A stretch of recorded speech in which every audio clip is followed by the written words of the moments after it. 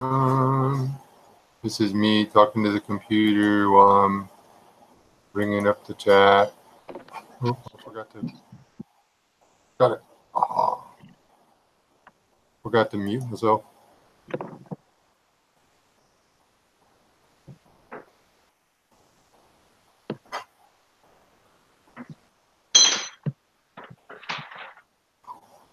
Uh-oh, I hear noise, like a lot of noise. Hey, Daniel, you're like making like a lot of noise. I didn't know you were in, dude. I think I have it muted.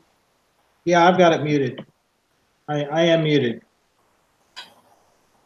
Hey, guys, I can hear you. I'm just got a lot going on around the house right now. That's why it's making a lot of background noise. There goes the vacuum cleaner. I'm setting up. Let me turn this mic off.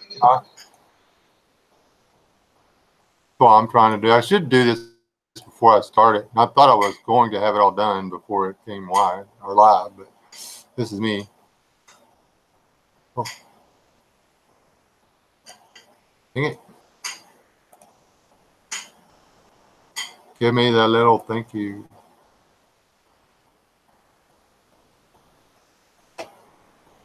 Hello, everybody. Why don't I see John Rimbaud?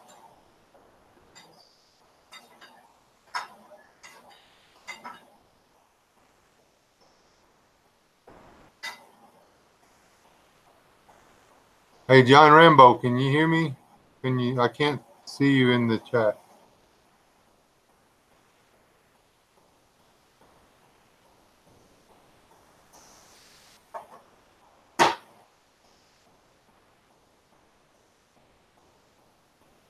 Hey, my prepper, how's it going?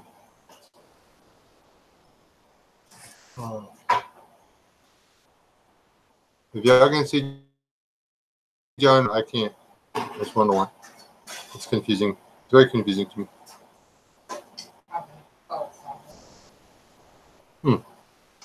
Okay, don't freak me out like that. Let's see, what are we doing? We have our young lady who's going to host this for us tonight. You know, basically dueling swords between me and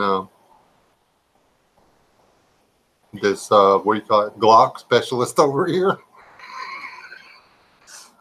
Oh, we were supposed to be opposite sides of the coin on prepping or whatever. I was going to make him like support the modern side of it, and then I was going to try to do the bushcrafting, but that didn't work out. So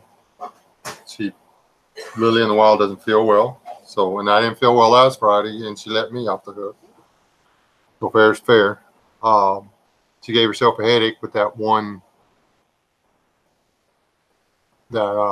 podcast she did, and that's up totally. I fully understand the headache, because the first few times you do this, it will tear you up. And matter of fact, it's still probably not real good on me. Westwind, are you in a place where you got good enough internet to try to join us? Because you're fixing to be in the desert. I want to talk about water tonight. And I think, because Daniel, you've got water, right? Basically where you're at. And Westwind's fixing to move somewhere where he ain't going to have water.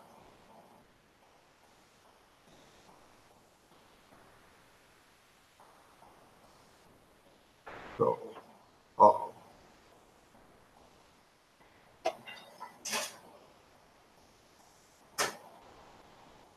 everything's made of it. Yeah, when you pop in, Westwind, there's a deal where you can kill your camera. It comes up on the screen on the thumb, Bimma Flicky, and you can hide the deal. It's just when it there's a camera icon. If it will give me my flipping mouse, there's a camera icon. You click it and it does this, and then there's just like this little picture of this really sexy dude with a beard and stuff talking, but not me. It's still me. Let me try to see if I can send you a link this way. I'm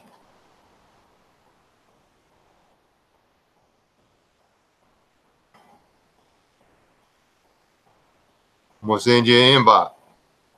It's up to you whether or not you join. You may want to start out with your thumb over the camera, just until you figure out what you're doing.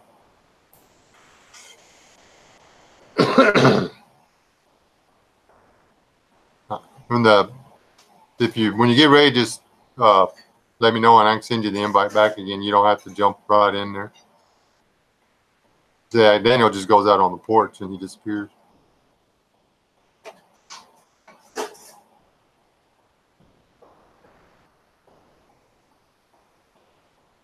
Hello, Smoko. That's a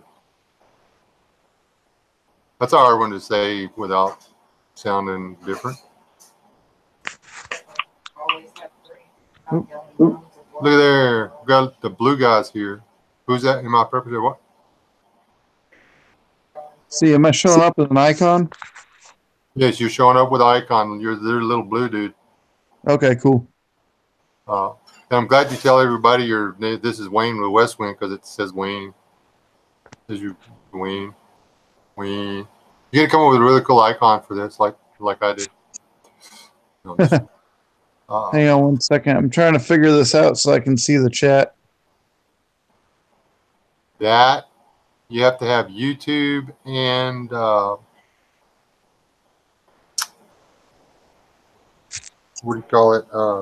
You have to have the chat open in the window, and then because Hangouts and YouTube aren't the same thing, not anywhere close. We're actually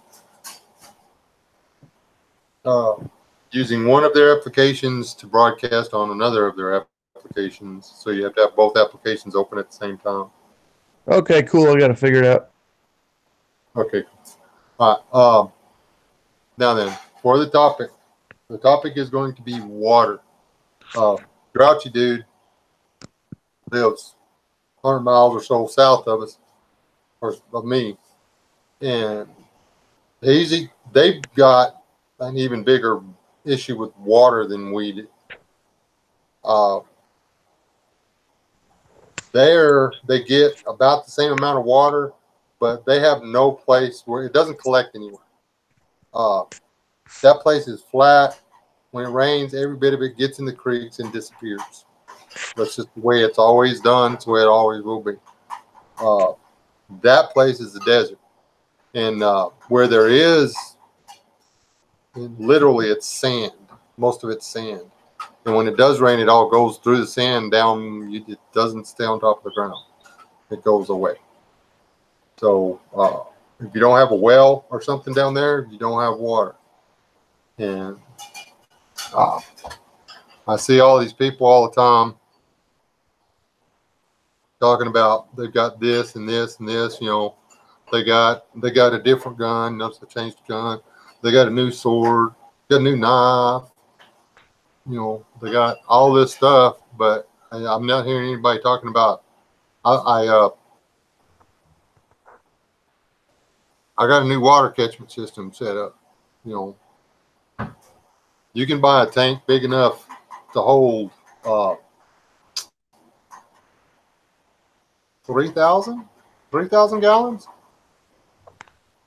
3,000 gallons for less than you can buy an AR.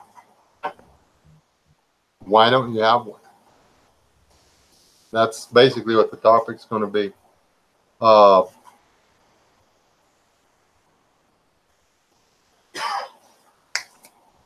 Daniel,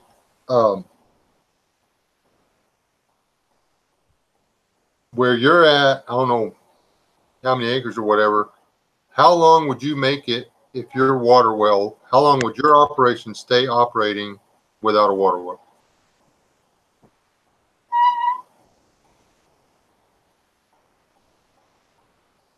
If I'm not here, we're not hearing you. Are y'all hearing him? I'm not hearing Daniel. Can you hear me now? Yes. There we go. Yeah, this technology stuff. I left my mic on the computer. Okay, if my well here, say I lost electricity because I have a well here at the house and I've got a 220 service going to my well. I wouldn't be able to get any water out of my well because it's a standard out in the country, drop a line 80 feet down on the ground and you got water. But as the backup is I have two huge springs. One's 100 yards from the house, and the other one that I had done a video on, it used to be, well, both of these locations used to be spring houses where, I mean, the spring is just coming right up out of the ground and the water just boils out of there all year round. So I'm good for water. It would just be inconvenient to have to haul it up in 5-gallon buckets by hand every day, especially in the winter. Okay, like you've got the spring, and you've got a way, like 5-gallon buckets for your household needs and stuff. I mean, how much fun would it be to try to, like, I don't know, water a garden with 5-gallon? I put my garden right beside the spring. Oh, you cheater. That way I just walk 15 feet, fill up the buckets, and that's what I do now. Wow. Okay, so jealous much? Yeah. I would have to walk 8.5 miles to get to a spring. I understand that. And see, growing up, my dad, and they always pounded it into my head. The most important thing you look for when you are putting up your house is a good, pure water source. Because if you, as long as you got that, that's half the battle. And that spring, the one that's close enough, technically it's close enough to walk to, it would take 30 or 40 minutes to fill up a 5-gallon bucket. And the only place I could catch it before it made it into the sand, I would literally have to fill it up I'd have to put my little doggy bowl under there, fill that up, dump it in the bucket, put it down in there. Because there's not a place to put. Is she chasing chickens? We're going to wind up with a dead dog.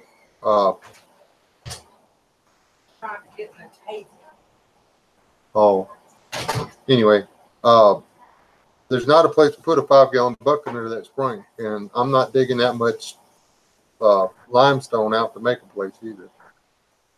In my preference,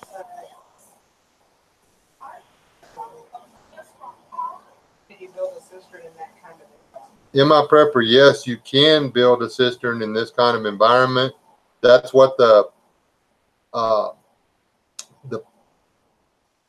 farm supply houses here, I'll go ahead and call them out. G-Bows, Tractor Supply, and Scurry County Farm and Ranch.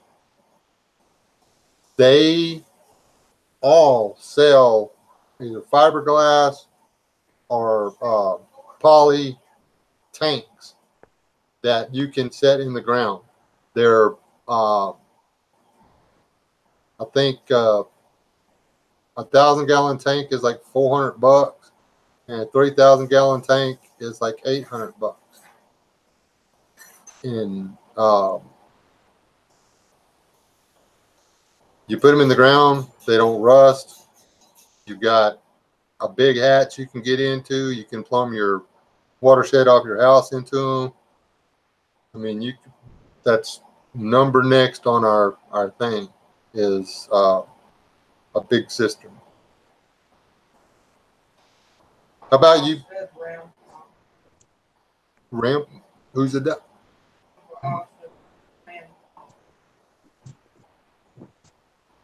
Well, you got to have the water first. And a ram pump could probably do Daniel some good. I know, I understand the concept behind them, but that's only if he's got to pump it uphill or across the, if he wanted to pump it across the field, he could use a ram pump. I mean, even just a hand pump, like my grandparents had here before they had the actual running water in the house. Yeah, see, those work. Wayne, what's your plans out there when y'all move out in the desert? What y'all gonna do? Well, it's a tough place, actually. I've been in deserts before, and I've always been able to find water. except for that particular area. I guess in the 90s, as far back as the 90s, they were fed by the Little Colorado River or the Lower Colorado River.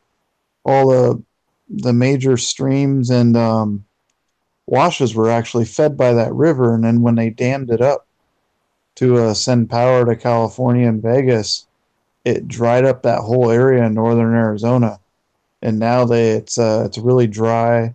I think like a third of northern Arizona and northwestern New Mexico is covered in dunes, and it really kind of like that whole area used to be really big in farming, and now it's dried up and most of the farming's gone. The only thing people have up there right now are really some cattle and sheep, and it's very difficult there. But there is an aquifer under us, and there used to be a water mill there, so I'm thinking the plumbing looks like it's still there, even though the water mill's not. So I was thinking a solar powered pump for the short term, and for the long term to build a rain catchment system, because they get enough rain during the monsoons that you can catch and use out through the year. That's actually a good plan. I mean, because you're going to have a house, and you're going to gutter the water off of, it's got to go somewhere. And that's, Rob Painus, I should have gave him a heads up that I was doing this. Rob Painus actually has one of the big tanks sunk in the ground behind his house, and he's got a gutter system. So when it does rain, it fills his tank up. And he's got saw that video. It's pretty cool. And it's he only needs one good rain to fill that puppy up, because he's got a lot of roof. He's not done with his gutter. I'll give him that. He's a busy man. I know the feeling. But water, and that's Palmetto Paratrooper brought up something that the number one most important prep is other people. It's hard to do what Rob did with that tank by yourself. Now, he's got people that help him, local people or whatever. But even that's why the whole networking thing is important. Getting to know people, actually having a mag, not making excuses for not having a mag. I can't find anybody. Then start looking. Because right now I can go, if I want to dig a hole, I can go rent a backhoe. Okay.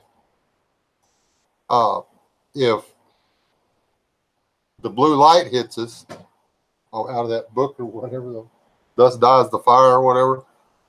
Oh yeah. We not gonna get a backhoe. Okay. And I'm not wasting my time building chainmail. I'm going to put in a big dam on the creek so it fills up when it rains, so I have water.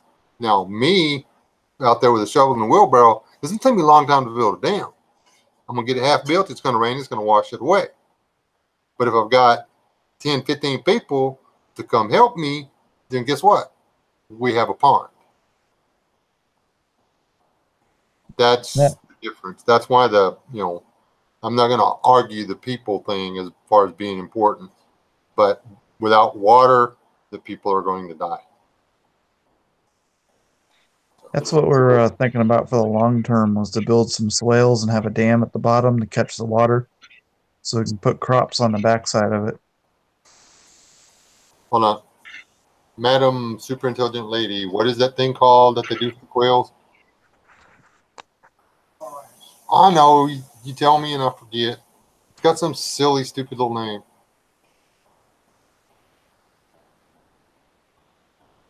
Anyway, I've talked about it once before. It's a rain catchment system. It's a deliberate rain catchment system. You literally take and put 10 or 20 square foot. Well, none. What would it be? You put a couple hundred square foot over here, a couple hundred square foot. Well, y'all can't see me. I'm sitting here talking with my camera off. Hold on. Da, da, da, da. Come on, camera. Come back like there you go. All right. You put a couple hundred square foot over here, a couple hundred square foot over here, and you build them where they're roofed like this with a gutter. Guzzler? Guzzler. They're called a guzzler. Okay. And you put them low to the ground. You don't like build them way up in there. You put them low to the ground so that they'll even catch the dew and it'll run off the bottom of them into the gutter. Blah, blah, blah. Anyway, you gutter that into a catchment tank, and if it rains 1/8 of an inch, that whole 1/8 of an inch on top of that 400 square foot of tin runs into the gutter, goes into the barrel, and feeds animals or waters animals. They're built for quail and stuff like that out in the deserts to get the population back up. They're actually designed so that coyotes and stuff can't get a drink. Kind of messed up, but you could make that on a larger scale. Have shade for your fuzzy little sheep that you're getting, and water. And if you made those and had each one of those had, you know, 2,000 or 3,000 gallon catchment tank downhill from them, then in those monsoons they would catch a lot of water, and you would have it stored up. And the beauty of it up there, I mean, as long as you're on, it's not all flat, right? That's kind of rolling and sloping, a lot of it, isn't it?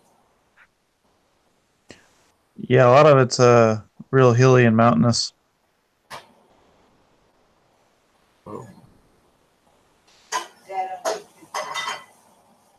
Hey, Dad. I started watching your video on college, but then I got depressed. Well, student notes, so I'll finish it when I feel better. I was really tired. Solar cells and battery bank to pressurized tank. Okay, that's something else. We don't have solar. If it's the blue light that hits us, I love that, the blue, whatever they call it. Solar cells are a waste of money. Windmills, hand pumps, they're going to work. Water catchments work. Hand pump's a good idea for sure. Now, MI Prepper, he came up with a very good point about the Amish being to a tight community, but to expand on that a little bit, you take a look at where the Amish live. They always make sure they got their communities where they have natural resources readily available.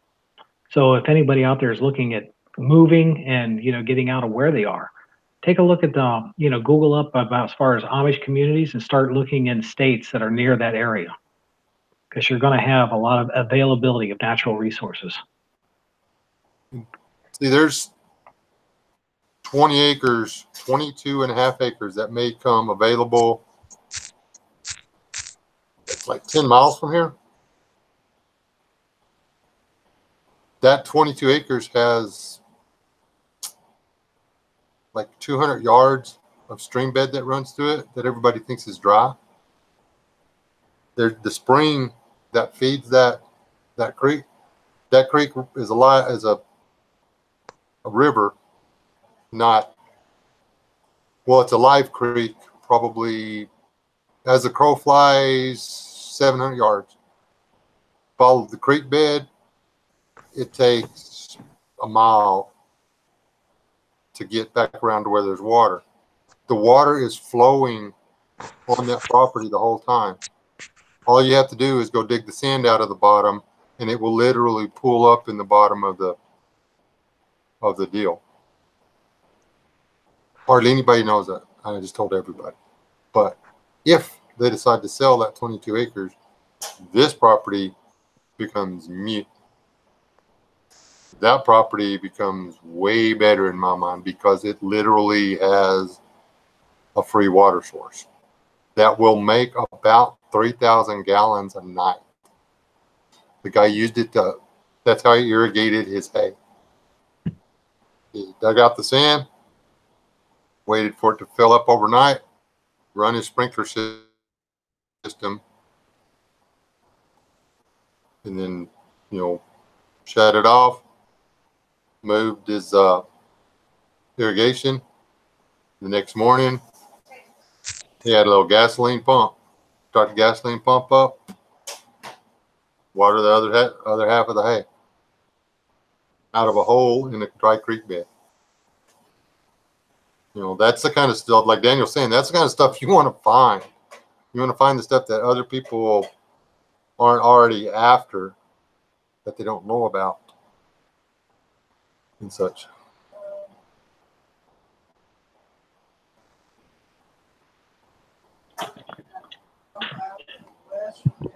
Okay, this is for both you, Wayne and Wes. How are you for redundancy in case one system goes down? Like here, I know I need to get a hand pump in case I could lose electricity, where I can just pump it right beside the house or household needs. So I'm not having to haul it uphill 200 yards one way. Just to make it easier in the long run. You go first, Wes, when I'm looking at something. Well, at the moment, we're tapped into the aquifer. Here in a couple of years, when we build the house, we're going to do the rain catchment system, a hand pump, hopefully a solar pump as well down to the aquifer. And then for the long term, we're going to start building swales and a sort of dam at the bottom of the hill. So hopefully we'll have a few redundancies in place.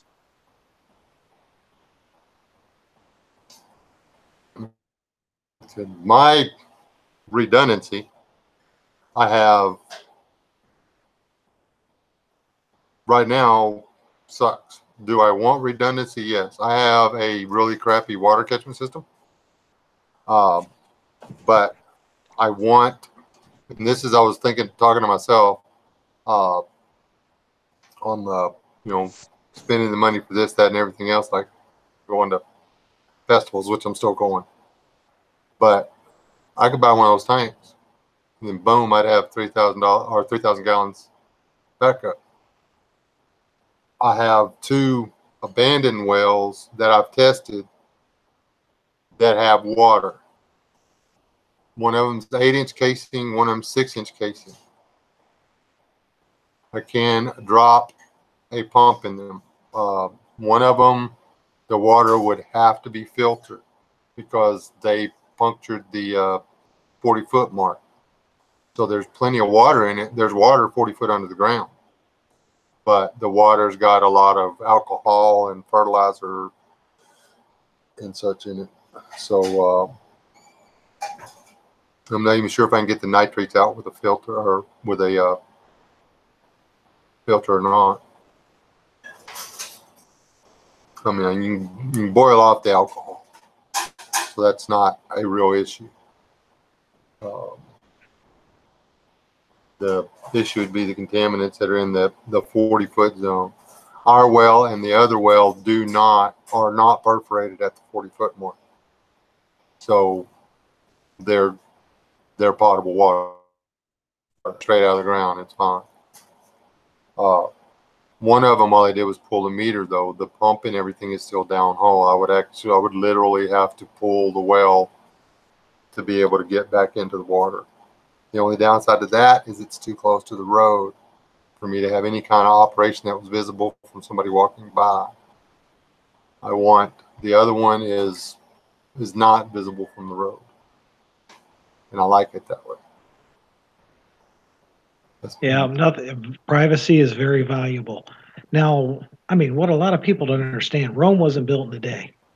I mean, everybody's got to take a look at what they got to do where they want to be in the end, and then look at all the steps that they got to be there, and just take it one step at a time.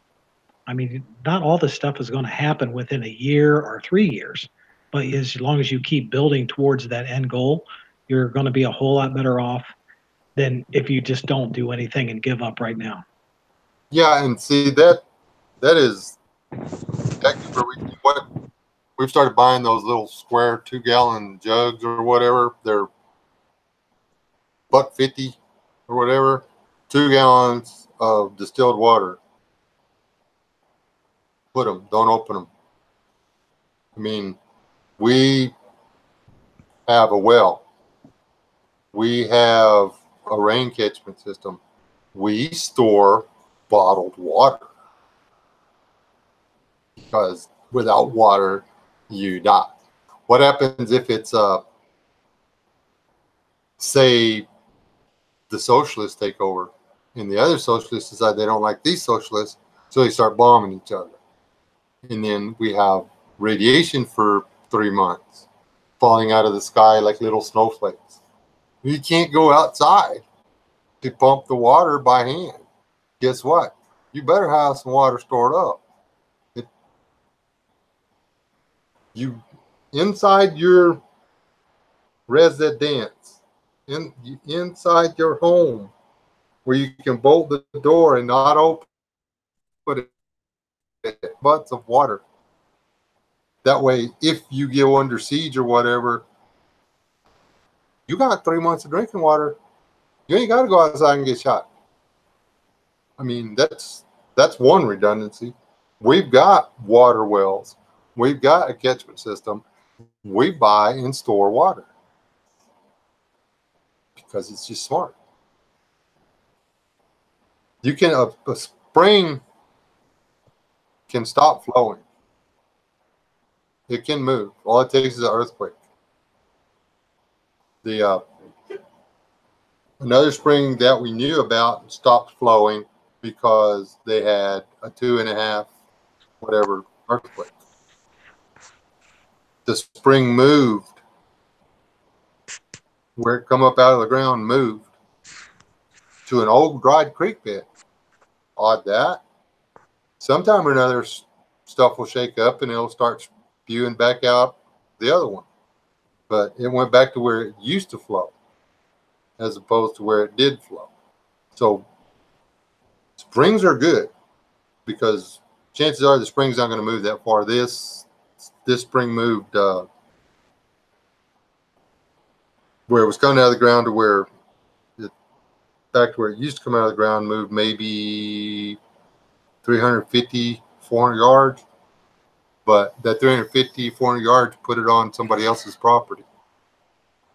The guy drilled a well where the old spring, well, close to where the old spring was, and he hit water really shallow, and he uses it to keep his spring-fed pond full. And when he turns the well on, the spring actually slows down. You can go to the spring. It's kind of weird. You'll turn on the pump, and you can literally watch the trickle slow down. It doesn't stop flowing. But when he kicks that well on, I mean, it pumps a solid, it'll shoot a 2-inch line full of water. It comes out the end of that pipe, and he's pumping it probably about 300 yards. He's pumping about 300 yards. It shoots out of there a good 4 or 5 feet at the end of that deal. He's moving some water. So he's got good water. He doesn't have a gravity flow spring anymore. Water is important. You can't. I wanted the chat to be about modern technology versus old school ways or whatever. Even though that I found that Dies the Fire to be very intriguing, I guess I'm too old school to be able to tolerate that much. I mean, the Wiccans are the only one making out. It's really starting to tick me off, the book is. But the people that tried in that book, the people that tried to hold on to the way things were dying. The people that accepted the way things had become and started working together, they were succeeding. That part of the book I agree with. If we all try to hold on to as much of what we had when it started, if it's like a natural worldwide natural thing or whatever, polar shift, whatever, then we're going to be in trouble. I don't think we got to worry about space bats and big blue lights, but I don't think a coronal mass ejection is going to make gunpowder stop working. I hope so.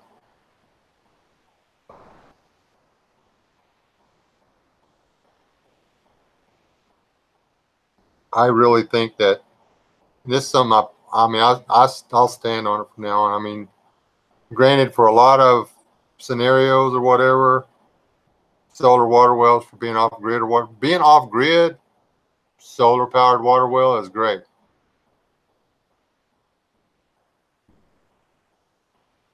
Being less dependent on the world at large, because if your solar water goes down, solar water pump goes down, you have to spend money with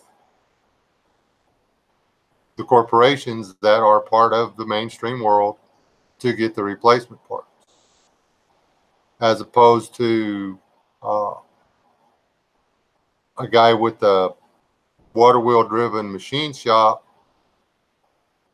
could manufacture all the parts he needed with a little skill to rebuild and rework the gearbox on his windmill, to build his own downhole pump.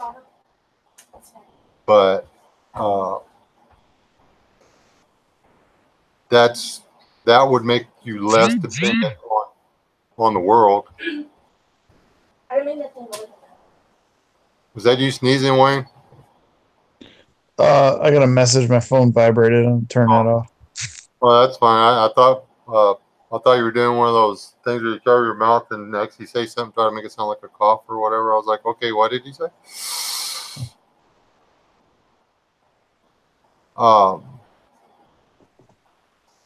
You got anything good going out in the side chat?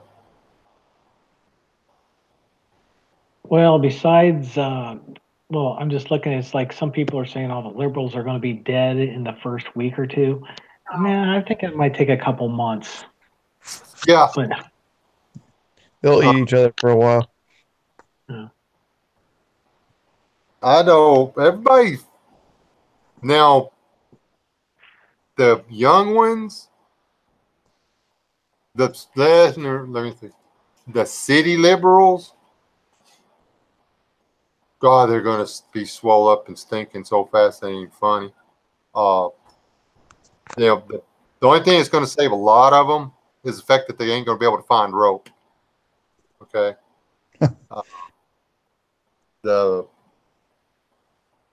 But y'all need to quit pushing all them liberals and leftists, or especially because it's not the liberals you got to worry about so much. It's the leftists that are going to be coming at you, and the leftists aren't stupid. They're going to have guns. The liberals have guns. Liberals go shooting. Liberals have concealed carry. The left, they're not going to let you know about it, but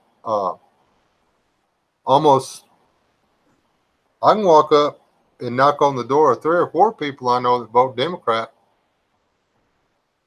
and they're regulars at the range. They got bullets. They got guns. Brother's a Democrat, hardcore, and they get 20 years. Yeah, in he's the Air Force. 20 years in the Air Force. As a matter of fact, made the Airman of the Year once. I mean, like, throughout the whole, I mean, he was the Airman of the Year for the entire Air Force once. okay. Hey, Die Bullfrog. I kind of hid your comment. That was by mistake. The comment started moving when I hit the approve it to let it post. So my bad. Let me see if I can undo it. Yeah. Well, No, now it's not. You can retype it. But I'd look at it this way. I mean, if you are, somebody that believes in making their own way in life, what's happening is, oh, Savage, you hit him. Yeah, the chat's moving too fast. Hey, Bullfrog, Uncle Al, we're sorry, but the chat's moving too fast, and you just got hidden. And that time I didn't do it. But the way things are going, our rights are being taken away slowly and a little bit more all the time. So we need to, it's going to take a look at your driver's license. 2019, you're going to have a real ID driver's license. And if you don't have that, how long is it going to be before you can't have a job unless you have that ID? So being self-sufficient and making sure you got the water. That's the way my views on prepping are about. Yeah, and that's the thing is self-sufficiency, and that's my big thing with the people that push all the gear and the gadgets. That doesn't make you self-sufficient, okay? It doesn't. I'm sorry, it doesn't. What makes you self-sufficient is the knowledge to work with your own hands on your own stuff or your group stuff, to do things without outside help. Okay. I really hope our mag winds up with a decent blacksmith. I'm trying to learn how to do that stuff, but man, there's so much to that. It ain't even funny.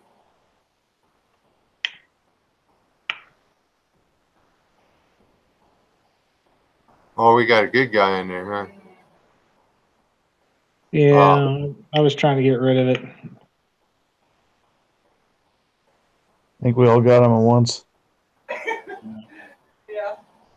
Yeah, he got smacked down. It's like that guy that tries to rob a gun store and everyone shoots him. Oh.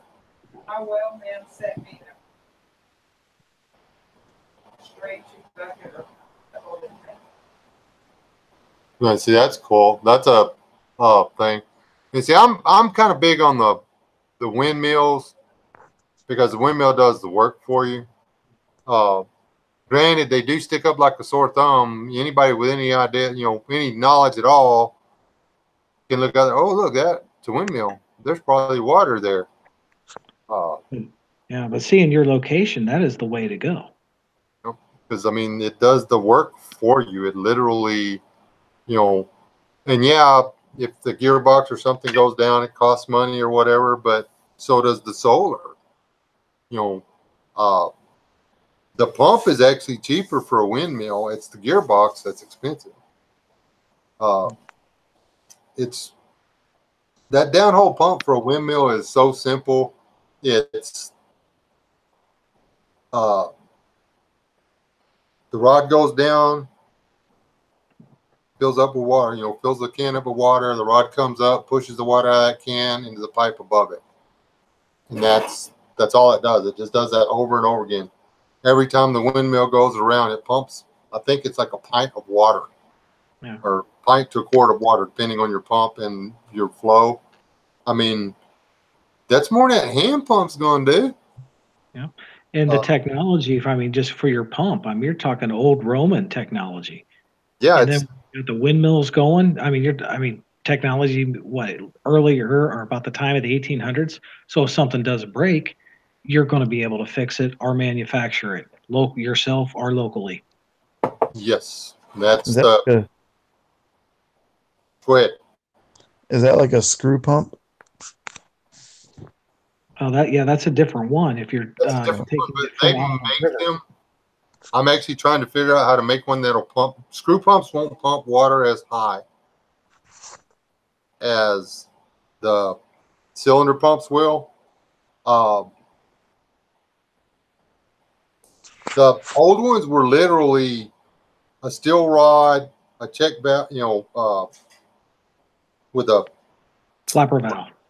A flapper valve, and the rod goes down, and it's the the little deals come up, the water fills it back up, and then when it goes up, the leather's sucked down against the holes and pushes the water to the top. The water above holds the other one closed. It's so insanely simple. I can't believe I actually had to Google it to see how they work. I wasn't smart enough to figure it out on my own. I was really embarrassed. I've tried to find a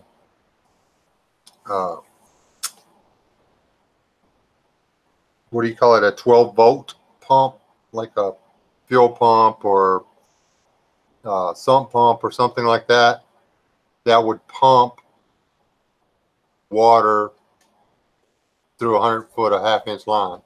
I have not been able to find said item. Because something like that, you sneak out to the well, put down your battery that you charged on a bicycle or whatever, drop your pump down in the hole, turn it on, fill your water jugs, pull your pump back up out of the hole, put the rock back over the well so nobody knows it's there, kind of thing. But that's some super hyper paranoid situation, which I honestly don't think any of that's going to be what my biggest fear, which should be everybody's biggest fear, is that it's literally going to be just a slow burn to hell. I mean, I don't think we're going to be visited with the pleasure or ease of a sudden and violent demise of society. It's going to take it several more years to fall apart. That's my biggest fear, is that it's just going to slowly crumble over the next 10, 15, 20 years. And people aren't going to realize it's going. I mean, they're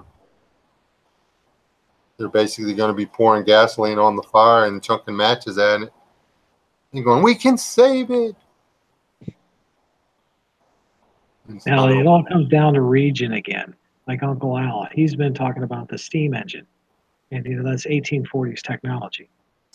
Now, where I'm at, that is a good solution, because I could not only power a steam engine from wood that is like surrounds my house, but we have natural gas in the wells and the storage areas right here.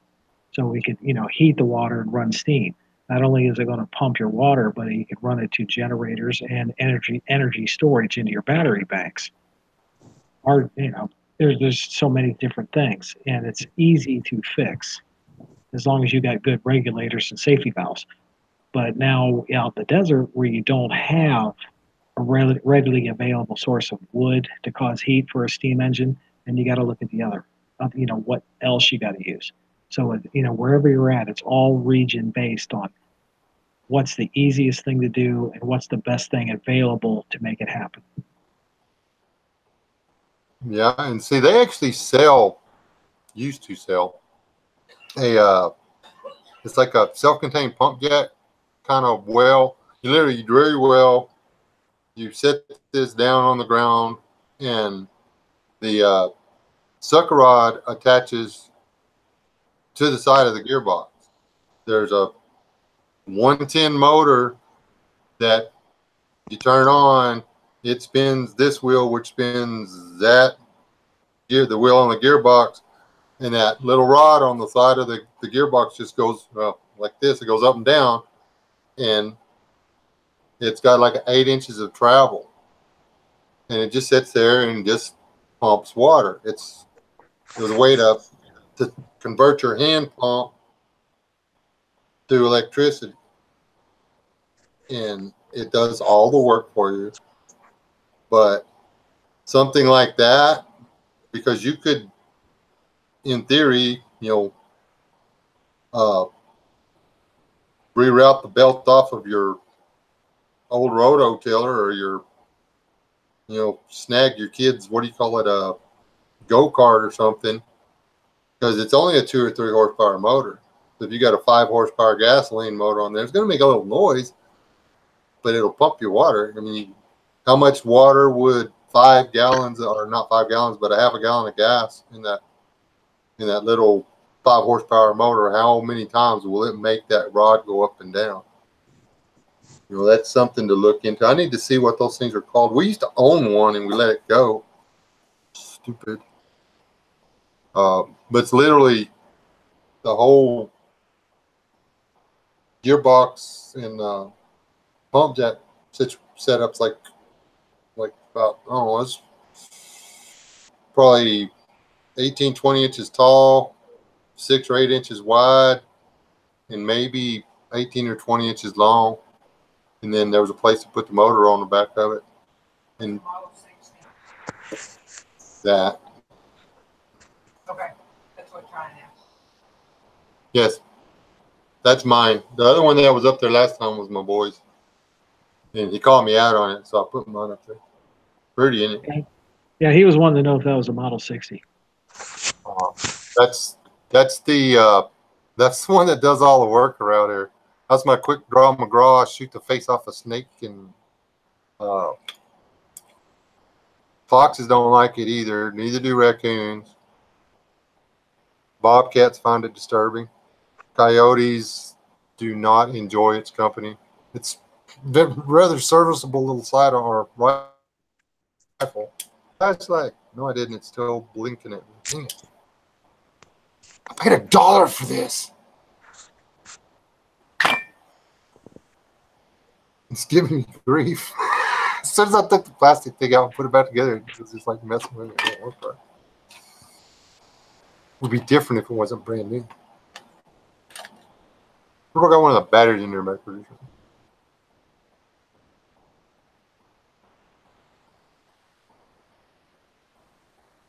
The answer is no. I have it put together right. You quit assuming. Hold on, do I have this in there backwards? Nope. I have that in there right. So Wes, if you have to use that one well that's got the water that needs to be cleaned because it's got alcohol or any of that other stuff in it, have you thought of different ways to purify it? Either, I mean, I don't know how if you run it through one of those Berkey filters, if that would work, or if you make your own. I mean, because alcohol is a new equation as far as trying to purify water. The ethanol that's in the groundwater has a boiling temperature of 198 or some junk like that, 180 something. That's why you don't actually boil your mash, you just heat it up. Okay. And the alcohol will actually boil off first. The alcohol and the water boiling temperature is when they're in the same deal. The water brings the alcohol closer to it, and the alcohol, that narrows the deal. So, but there's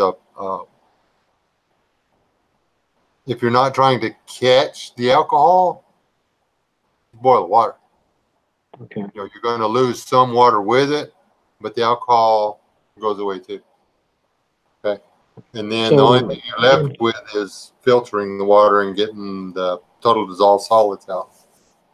Well, I was thinking in theory, couldn't you just use the still to burn off the alcohol and then just go through and distill the water by tweaking out your system a little bit? If you had a system like that where you could just have distilled water.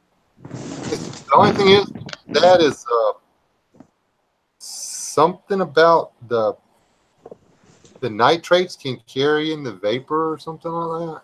I don't know. I haven't spent as much time on it as I perhaps should on researching that part. Keeping it fresh anyway. I know I spent about 2 months looking into it, and I know that I can make the water good to drink. And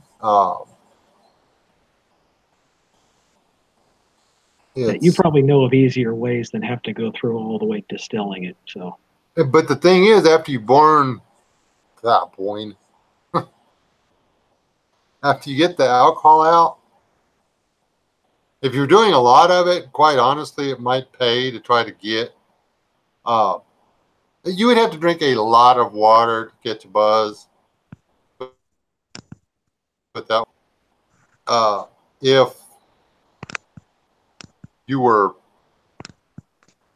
if you wanted to like run it through a solar oven type thing, the first thing to condensate on the top of the still would be the alcohol. And you know, but you might, it might take you 100 gallons of water to get a teaspoon of alcohol. I don't, you know, because you're going to lose some, yada, yada, yada, this, that, and everything else. I don't know the math on that. I'm just throwing those numbers out there. But to get it ready to drink, because we've got alcohol in our water, but it's low enough content that we don't have to worry about it. It's the 40-foot stuff that's got a lot in it. I mean, you're not supposed to water your animals with even. You're just, I mean, they use it to put out fires. That's what that well was a rural fire hydrant. Okay.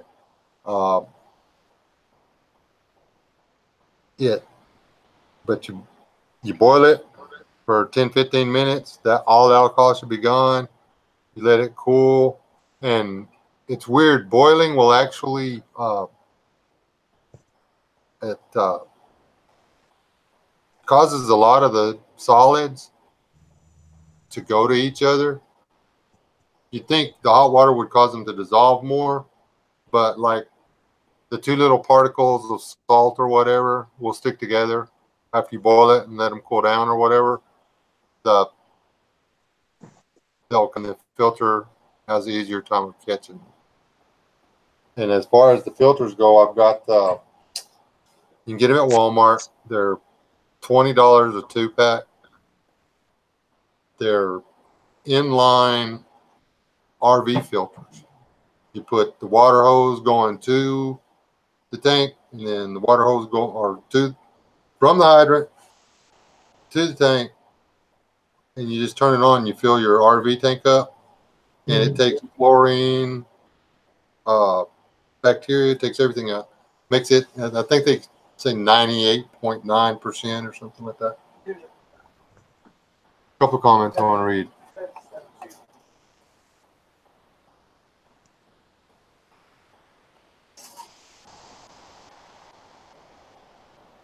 Yeah, you could do that, Mark Casey, if you like just boil, you know, caught your steam, then you could distill it a second time.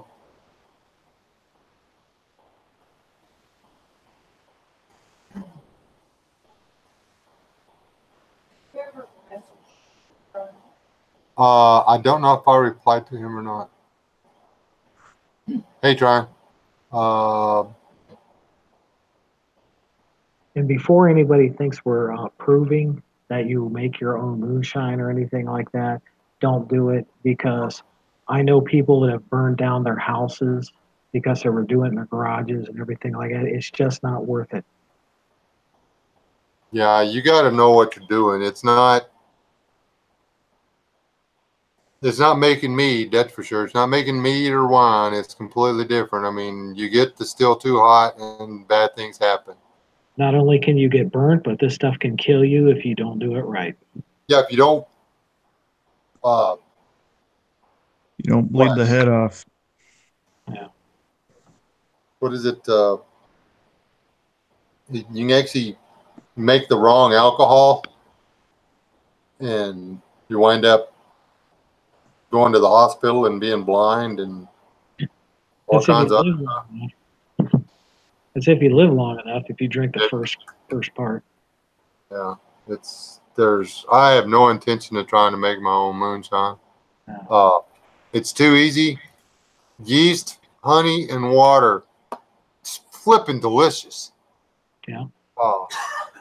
Or beer.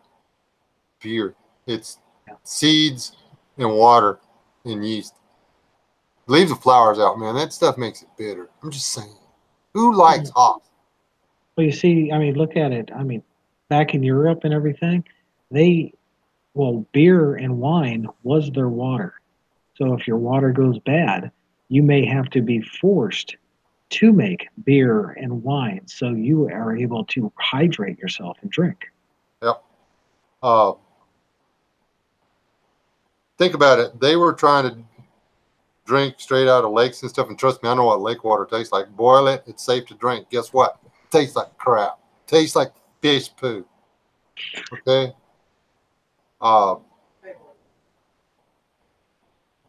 Later, Chabot. I didn't see him come in. Hope you told him, huh? West Wind. This is for you because of your familial association. Did you know that most Native Americans did not drink water? Plain water.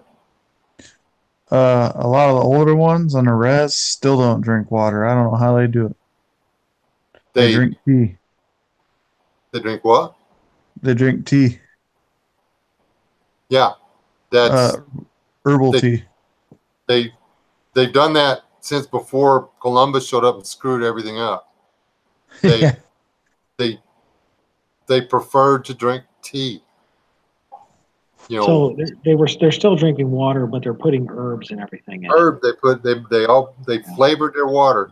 One of their favorite was the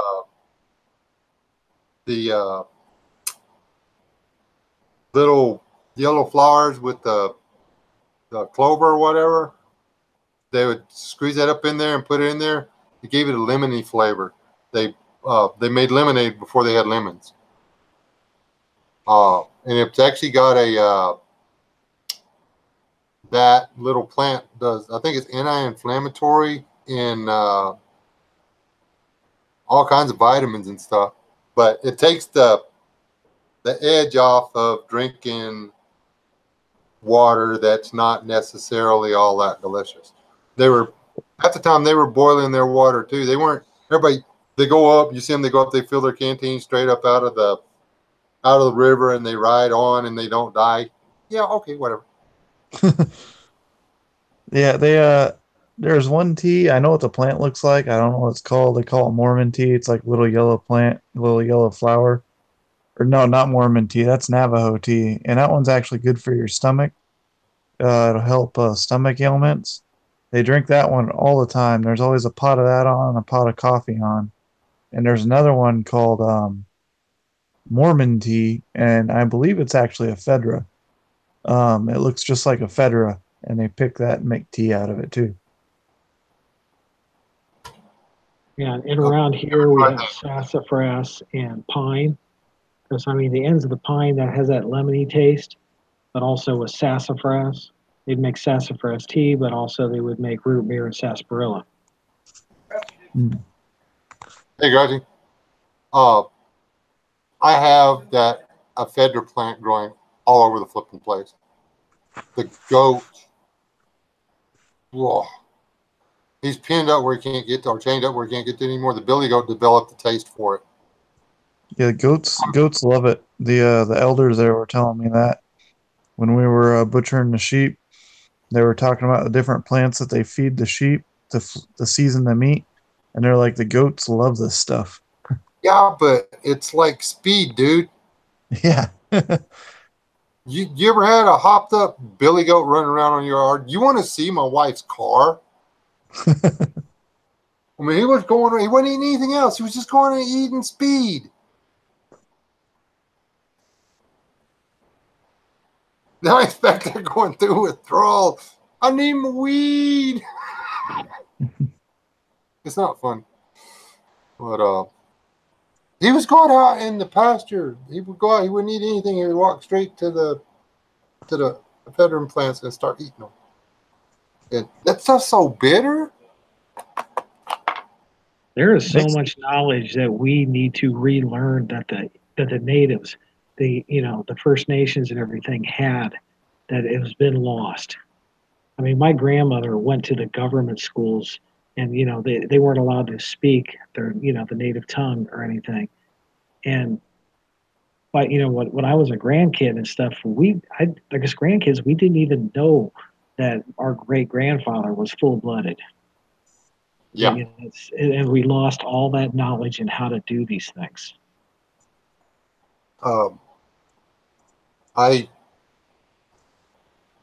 My grandfather was full-blooded Choctaw. My grandmother was her dad was Cherokee, and her mother was a breed, but they wouldn't tell anybody that because you thought being black was a bad thing in the South in the early 1900s. Give being one of them sorry Indians that left the reservation and went back home a try. Mhm.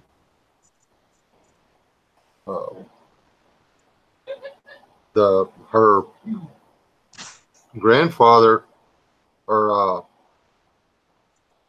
my mother's grandfather, no, father. My mother's father was actually, no, my mother's grandfather. Yeah, I got it right. Was actually killed just for showing back up in Decatur County. So,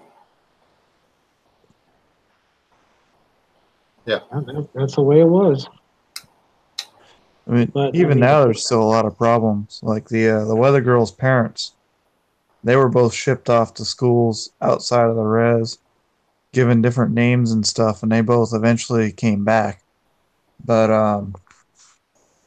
now the people that stay there, they got the same problem that they have in the black community. So if you leave the reservation and go make something of yourself and then come back later in life to try to put something back into the community, you're kind of shunned and people don't like you, and they, even though they didn't do anything with their own lives and they're not doing anything for the community, the fact that you left and came back is it's like a big taboo and a no-no to a lot of people. So even now, like the Weather Girl gets a lot of stuff from people over there when we go back up there and work on the property and help her parents out. I don't know why people can't just get over themselves.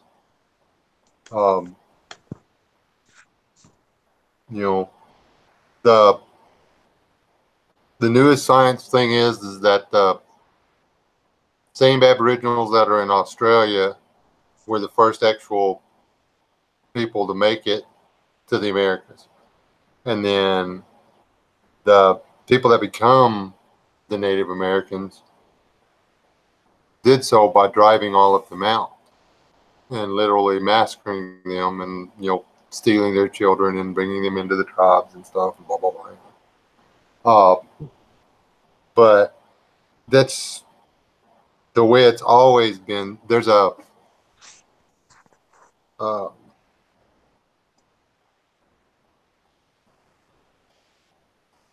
it doesn't make it right. None of it right. It's just that's the way human beings are.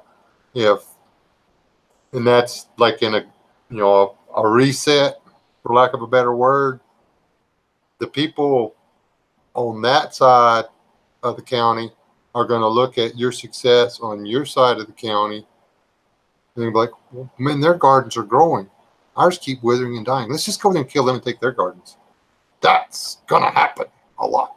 Well, the point what I was trying to bring, kind of steer as far as, the knowledge that's been lost is people that have the older relation that learn from them before they die and that knowledge is gone and get it written down. Yeah. Because, like with the tea and the water, because there's herbs out there that can kill the bad bacteria, but also have good medical, uses. The plants are there. It's just relearn. Don't reinvent the wheel. Try to save the wheel that's already there and use it. That's like they're just now coming up with this wild lettuce thing. I've spent my whole life trying to get that stuff dead, and come to find out you need to not do that. Wild lettuce is like medicine. It's like this major non-addictive pain med that's free. It just grows out of your ground. Milkweed. My mom taught me this. Milkweed. You get like fungus or and it happens like the little rashes or whatever, not like necessarily roundworm or whatever, but you can take the juice from the milkweed and rub it on that, and it will kill it deader than a hammer, and it will go away. Something in that milkweed, something in the latex that comes out of that milkweed will kill the fungus that's growing on your skin. That was the coolest thing ever. I went to the doctor for a year with this stuff, something that was growing on the side of my thumb. And then I was like, wait a minute, my mom said that blah, blah, blah.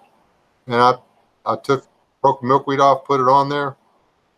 3 days later, it was almost gone. Took another milkweed, put it on there, and you can't tell it was ever there. Doctor couldn't do anything for it. And it took a weed. A weed killed it. So, you know, you're right. I mean, Daniel, we need to get the people that remember this stuff, that know this stuff.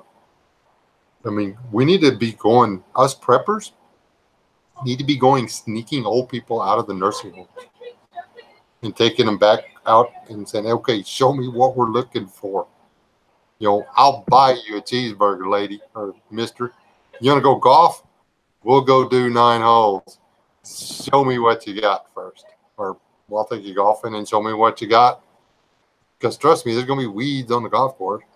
Or, you know, tell me a story. Tell me how y'all fixed the windmill. Tell me how you found water. Tell me this. Tell me that. Later, Uncle Al. But all the stuff that got these people through the Great Depression, all the knowledge, all the wisdom is sitting in a nursing home somewhere, just waiting for somebody to talk to. I'm good, Sabo. Sabo. Yeah, Mark has even brought it. It's like for here, I missed last year's dandelion harvest. So, I mean, that there, you make dandelion jam or jelly. That stuff is just like honey.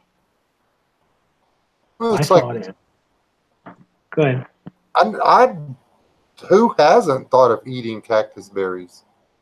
I mean, why would you not eat the big giant red things? I just thought everybody always ate them. I didn't know it was going to be something weird to people. I've never tasted one and I've lived here my whole life. Well, They you're were weird. in season. Well, yeah, I mean, there's no way it could have a good texture. So I'm not going to. You would never get past the seeds. But I really do need to go pick those ones down there from Kyle's house. There's like 2 acres. Just we could make like gallons of wine.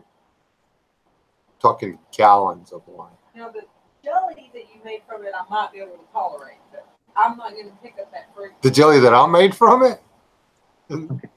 Well, So here's if I- something people need to understand, Wes, about wine. I mean, when you're talking about making gallons of wine, if you cork that don't go bad. Exactly. And that's your water right there. That's your happy water. No, but that's true. I mean, you purified it and stabilized it. Put a cork in it. Nothing bad can grow in it. That's everybody's. I mean, there's a lot of people that preach that they were just drinking grape juice. No, that was fermented wine because that way it could store forever. You know, grape juice, if you just put it in a jug, put a cork on it, don't refrigerate it, guess what happens to it? It goes bad. If you ferment it, guess what? It lasts forever. What they're And then- drinking. yeah. 600, And then if you 800 can year cut it old wine. with water and purify water with it.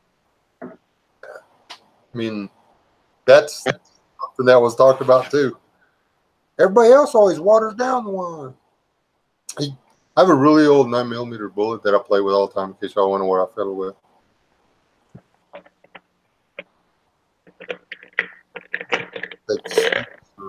duper old.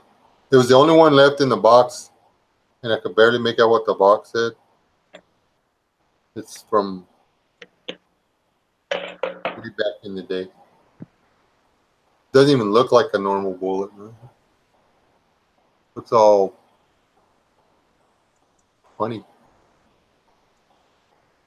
I'll put it right next to a 9mm, one of the new 9mm, and it just, you can tell they're the same bullet, but there's no way I try to put this through a gun. I don't know what it'd do.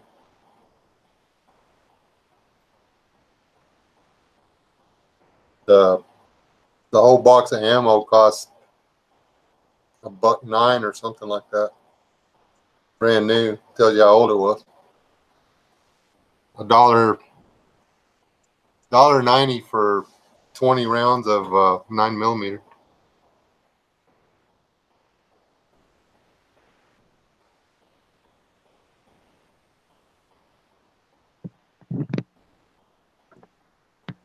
That's old. What? 9mm is what? About 60, 70 cents a round now or something like that?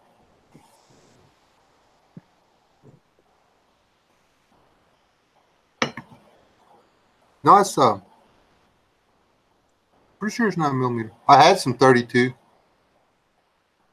Out of they're 32 special or something like that. And a guy drove for 2 hours when I posted them because I didn't have the gun. And I posted them that if anybody had a gun and needed it, and the guy goes, "Hey, I inherited my grandfather's gun, and I would really, because it was they were in the box and everything." And he said, "I'd really like to have that. Just name your price, and I'll trade you." Man, you're finna drive 2 hours to pick them up.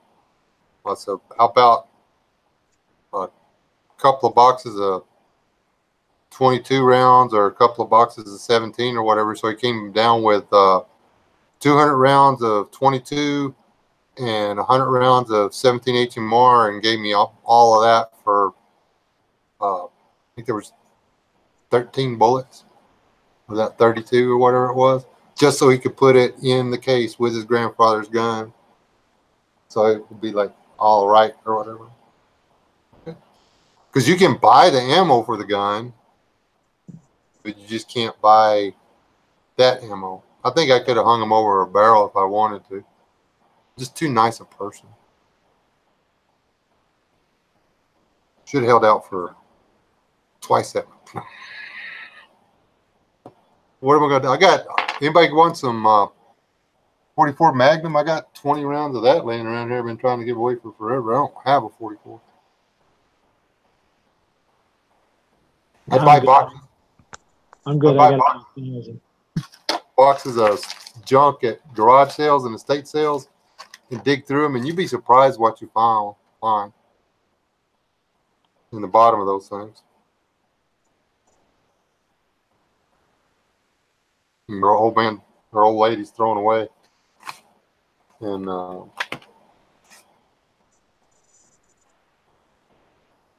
that's just the way it is. Well, anybody got anything else out there? This sure is. You got anything you want to tell us, Wayne? What you got out there? Right now with me, I mean, I've got stuff in 4 different states. I just got the 9mm and 40 for small stuff with me right now.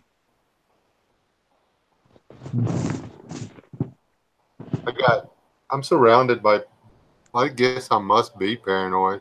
I got too many firearms around me right now. I mean, there's no such thing as too many firearms. I did not mean to blaspheme. I mean right around me right now. Yeah, I got stuff at with family in different areas just because I've moved around a lot over the years, and I usually only keep a handful of guns on me. So, a couple carry guns, a hunting gun, and a shotgun just to have fun with. How long you got to be in California? 2 to 3 years. Boy. Not looking forward to it. You'll be there long enough to vote. Just vote red. Go in there wearing a red shirt and flag. Trying to change my home record to Arizona and get an Arizona driver's license because I probably won't ever have to get one again because they last for like 40 years or something stupid like that. Oh, really? I've let me think. How many different states have I had a driver's license in? One. I've never had a driver's license from anywhere else. I don't even know what other people's driver's licenses look like. And these days, they all pretty much look the same. They're all going to look the same. What is that?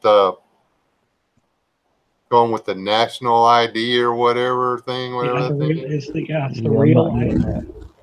It's the real ID in some airports in the states. They're already enforcing it. If you don't have it, you can't fly in that state.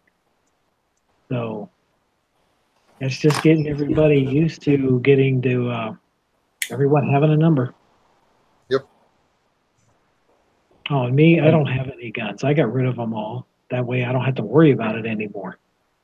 But I'm going to have to go here soon, here west, because I got to get up and go to work at the gun store tomorrow. I was going to show this off. I don't know if I showed you this. Yeah. What caliber? Guess what caliber it is? 44 long coat? Oh, it's a mock-up. It's a pretend. The pretend 45. You ready for this? Ready? Oh, that's that new one. That's 17. 17, yeah. It's loud, buddy. I ain't gonna play. You need hearing protection with this thing when it goes off. And they're quiet. But this thing's like, boom! It's not as loud as that 357, but it's loud. Super fly. I traded a gun I hated for that gun. There's a semi-auto. There's a semi-auto in that caliber, and that mag holds around over 20 rounds just for a pistol. That bullet will go through anything. That's something I have yet to figure out. Why do they not make a Ruger, Mark whatever the heck you want it to be, in a 22 mag with a 10-inch barrel? That would be like deadly. I'm sorry. Yeah, you could fit half your bullets in one mag with that. Mm-hmm. It's the 22 Magnum is one of the lead or most underrated rounds that exists. And that super tough.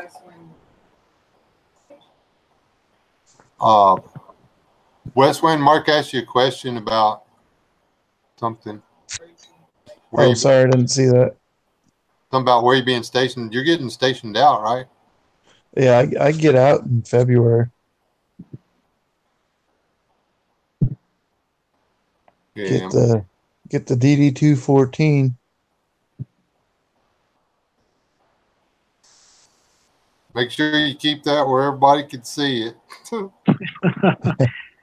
many years? How many years there, West Wind? 14.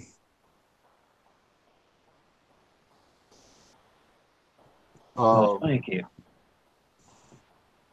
And oh yeah, you two are. I want to say it so bad. Shipman. What do you call it? Y'all are like both. How long were y'all seamen? I was never a seaman. Airedale. You were once. Seaman. Once he was. Once you were. At least once. At least once in your life, you were seaman. I actually saw it was about a month ago, a seaman squirts working at the galley. couldn't help but laughing. Well, at least one thing we can all say, Wes. Everybody here on Earth at least won one race. Yep, at least one time you were first. Let's all get a trophy. Oh wait, we got born. What's that? A guy. He went in the Navy. And he was going to be a cook. Okay, his rank was going to be seaman when he first started. Right. Okay. His recruiter strongly suggested that he change his MOS, or not his drill instructor, while he had the chance, and he did. He became some bookkeeper type thing or whatever, because had he remained a cook, he would have been the guy feeding everybody on the boat, and his name is they would have had to address him as Seaman Fryer. So no, that would have just been bad. So he wanted to be a cook, wound up being a bookkeeper. I think he did payroll and stuff like that. But anyway, you got out and you got to be able to go to college and become a chef. You don't want to be a cook in the Navy. Those guys are all like the most angry, most miserable people I've ever seen. My brother-in-law. He was a cook. The cook has all the hookups, because if you're not taking care of the cook, you don't know what's going to be in your sandwich. It's not the cooks you need to hook up with. It's the mess deck master at arms. He has the keys to all the storage lockers. Yeah.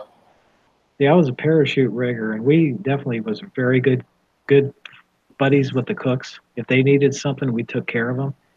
And pizza night every week, they took care of us. Very good.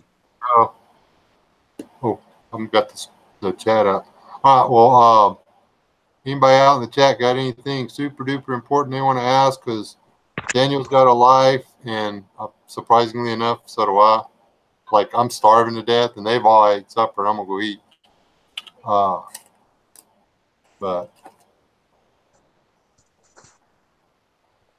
we got any questions, any like pertinent questions, or Peter, that's fun.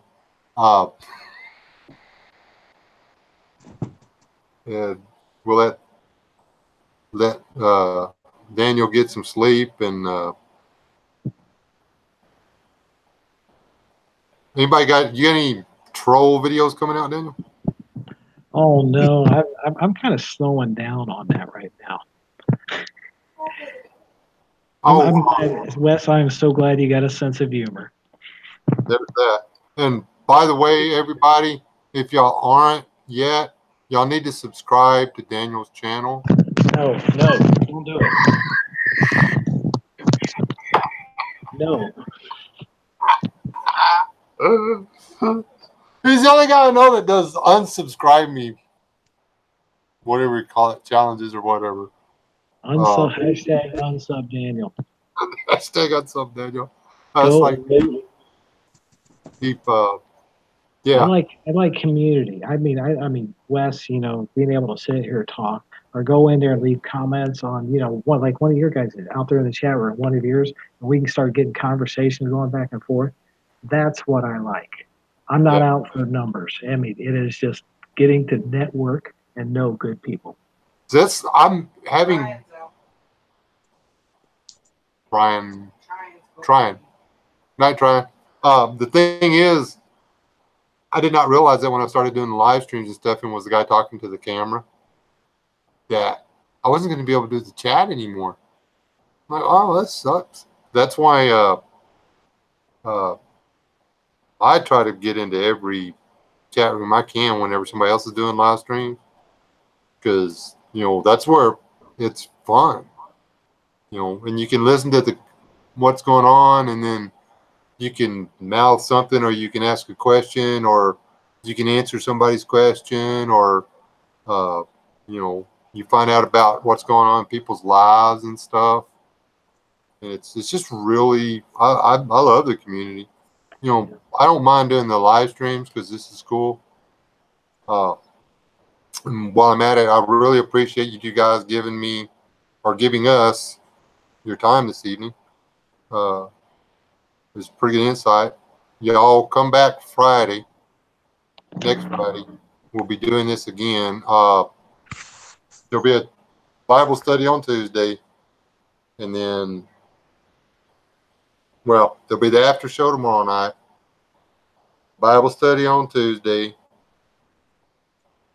and then next Friday we're going to do a thing on.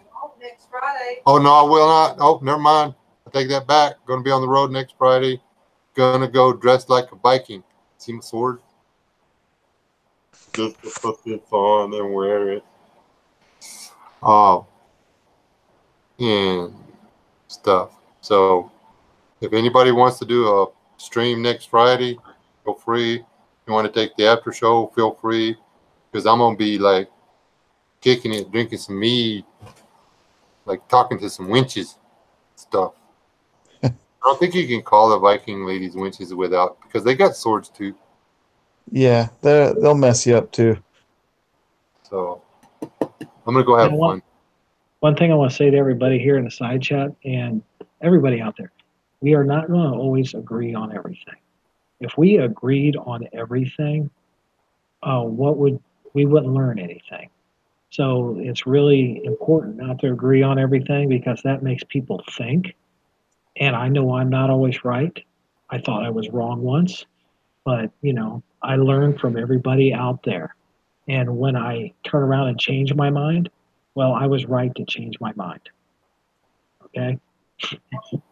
So, but most of us are going to agree on, say, what, 80% of everything? But we're going to disagree on some things. That's just human nature. And so if I ever disagree with anybody out there, hey, maybe I'm wrong, maybe I'm right. But I can still talk to everybody. And I did watch your video, Daniel, that you. Oh, I wasn't talking about that, Wes. Well, I know, but I'm just wanted to give you a heads up because I'm really bad about replying to emails.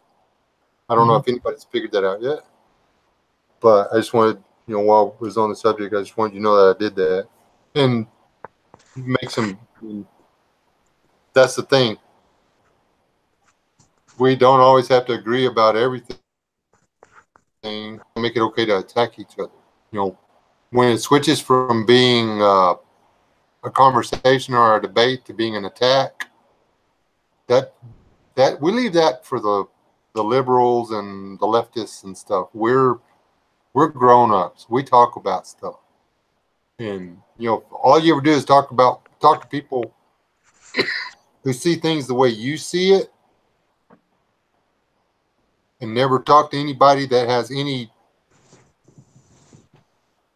other ideas or information or anything like that or knowledge. You wind up becoming a leftist, liberal puke with this big stupid hat on and needing purple bathrooms and stuff. I'm just saying. Just take water for instance. Your situation down there is totally different, 180 degrees out from where my situation here is with water. So we got to figure out how to get water from different areas. And the viewers out here, they're from all over the country. There might be somebody else that has a third or fourth or fifth different problem with water. They might live in Chicago and got all this lead in it. Yeah, that's exactly it. And that's why these kind of things are important. I mean, just because something works for me in my part of Texas does not mean it's going to work for Rob in his part of Texas. Just because something works for me or Rob in our parts of Texas does not mean it's going to work for Texas Sun in his part of the world. Because it ain't.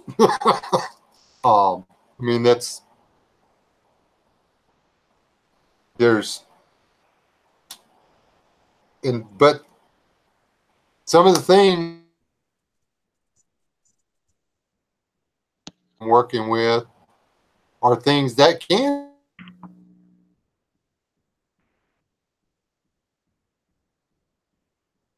Central California, or what is it, not Southern, Nevada and stuff. I don't know how they do things in that desert. Never lived there.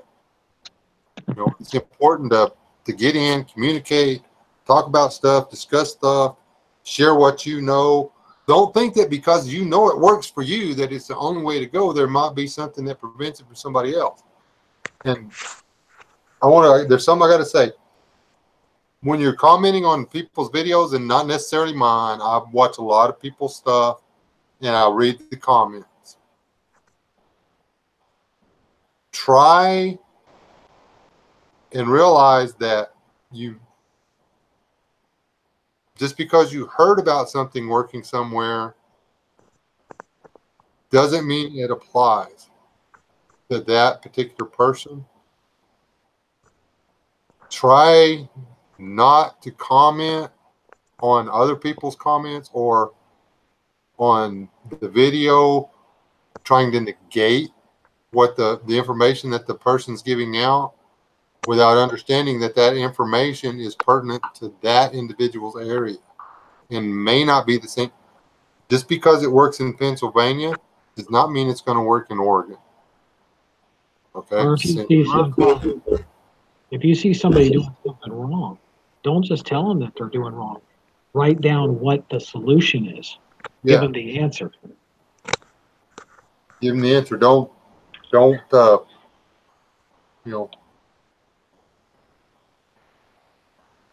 disrespect them. I haven't had to deal with it a lot, but a lot of the bigger channels and stuff, they do. And some of the smaller channels get hammered pretty hard by other small channels, and I'm just like, whoa, calm down. It doesn't happen a lot in this community, but there's actually people that I follow and stuff that I've been talking to for a long time that have a different type of community that they do that to each other all the time. It drives me nuts. And you see it in the prepping community some too. But because believe it or not, prepping and survivalism or survivalists is different. It really is. All right, Daniel's got to go. I'm starving to death. Wayne is probably about asleep. I'm good. It's still early for him. He's only been up a few hours. He lives in another country almost. He's like out there almost in the Pacific. But anyway, God bless y'all. Y'all stay alive. Don't die. Guys, y'all want to tell them good night? Have a good night, everyone. Just like Wes and Daniel was saying, it's a great community. Everybody get along. Don't take anything personally either. That seems to be one slight issue I've noticed. Just hope everyone has a good night.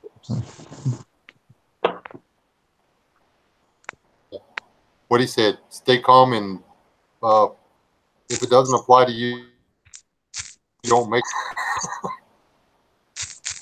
have a little fun. Yeah, we're steel-toed boots when you're in this part of the world. Trust me. And when you're in this chat, these are steel-toed boots. Daniel?